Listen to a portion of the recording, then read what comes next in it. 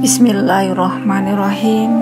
Assalamualaikum warahmatullahi wabarakatuh. Innal hamdalillah nahmaduhu wa nasta'inuhu wa nastaghfiruh wa na'udzu billahi min syururi anfusina wa min sayyiati a'malina may yahdihillahu fala mudhillalah wa may yudlil fala hadiyalah. Allahumma salli wa sallam ala sayyidina Muhammadin wa ala alihi wa sahbihi ajma'in. Amma ba'd. Yang terhormat Kepala SMP Negeri 4 Cilacap, Bapak Sarwadi SPD. Yang saya hormati Bapak Ibu guru dan staf tenaga administrasi sekolah SMP Negeri 4 Cilacap, serta anak-anakku siswa-siswi yang saat ini masih harus belajar dari rumah, yang semoga mendapatkan limpahan keberkahan dari Allah Subhanahu wa taala. Puji syukur mari senantiasa kita panjatkan kehadirat Allah dengan mengucap alhamdulillahirabbil alamin atas segala nikmat yang kita terima dari sejak kita bangun tidur hingga saat ini. Sangat banyak nikmat yang kita dapatkan. Bahkan jika kita tulis seberapa banyak nikmat itu, kita tidak akan mampu menghitungnya. Diumpamakan jika air laut dijadikan sebagai tintanya dan pohon-pohon dijadikan sebagai penanya, kita tidak akan mampu menuliskan seberapa banyak nikmat yang telah Allah berikan kepada kita semua tanpa terlewatkan.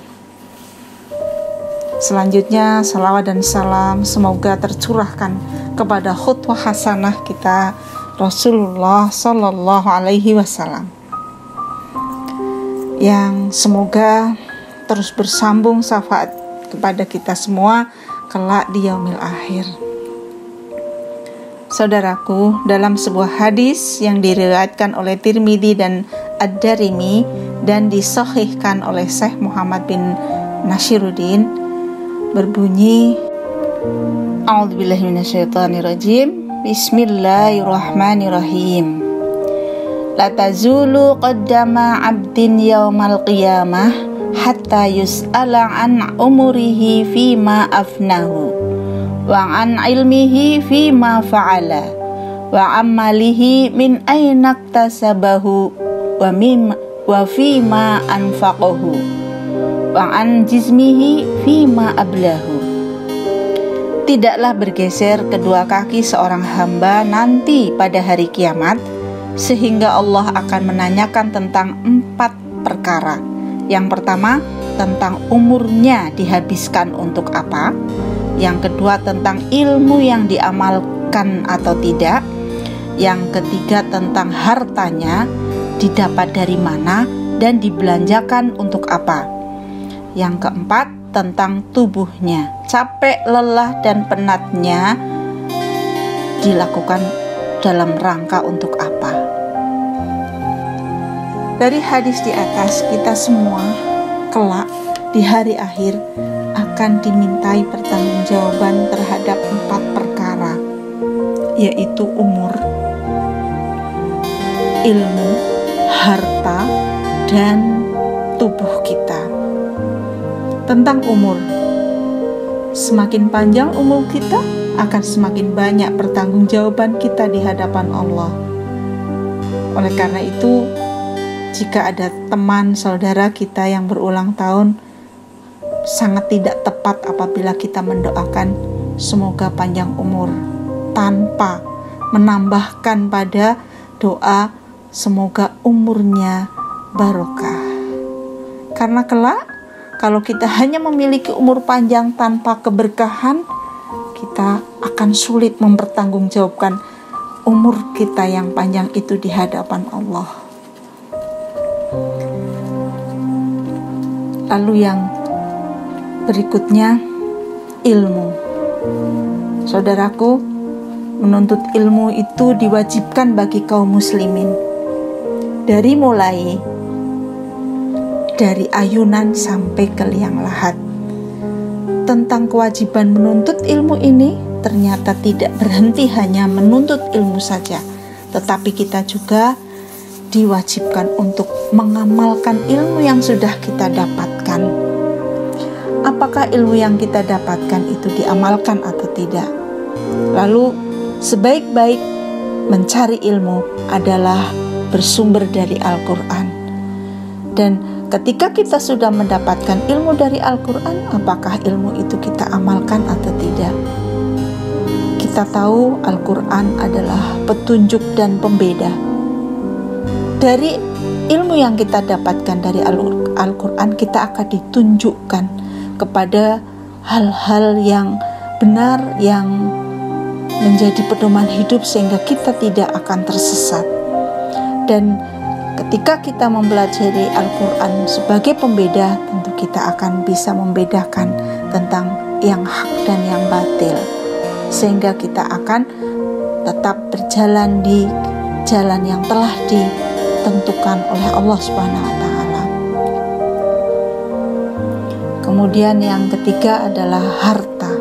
Tentang harta kita akan ditanya dari dua sisi, yakni dari mana diperolehnya dan untuk apa dibelanjakannya.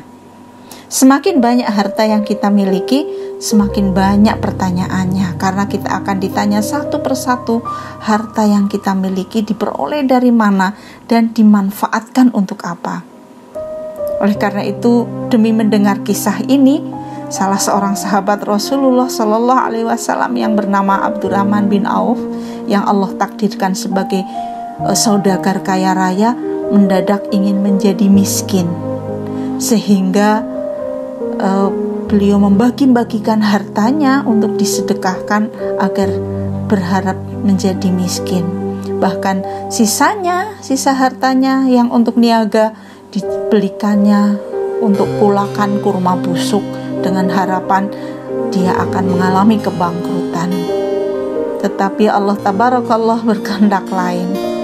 Ternyata kurma busuk yang diborongnya itu bukannya menjadikan dia miskin, namun sebaliknya malah menjadi kaya raya, karena selang beberapa waktu setelah beliau membelanjakan kurma busuk itu, ada kaum dari negeri lain yang membeli kurma busuk itu dengan harga berlipat-lipat karena membutuhkan kurma itu untuk obat. Jadi jika Allah Tabarakallah sudah memberkahi rezeki kita, sudah menggariskan kita menjadi orang yang memiliki harta, kita tidak akan bisa menolak. Sebaliknya, apabila kita sudah ditakdirkan untuk menjadi orang yang serba kekurangan, kita pun tidak akan bisa meminta lebih dari itu. Semakin banyak harta, semakin banyak pertanggungjawaban kita di hadapan Allah Subhanahu wa Ta'ala kelak di hari akhir.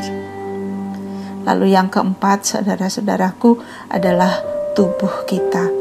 Lelah, capek, penat yang kita alami dalam rangka mengerjakan apa? Apakah untuk sesuatu yang berguna atau hanya sia-sia saja? Jika digunakan untuk membantu orang lain atau beramal soleh sehingga bermanfaat bagi sesamanya, dan kita lakukan dengan ikhlas, maka kita akan mudah menjawab dengan lantang di hadapan Allah kelak di hari akhir dengan mengatakan, tubuhku, capekku digunakan untuk kebaikan. Demikian, saudara-saudaraku, 4 hal yang akan kita pertanggungjawabkan di hadapan Allah. Barakallahu fik, al-haq mirobik fatakunana minal mumtarin.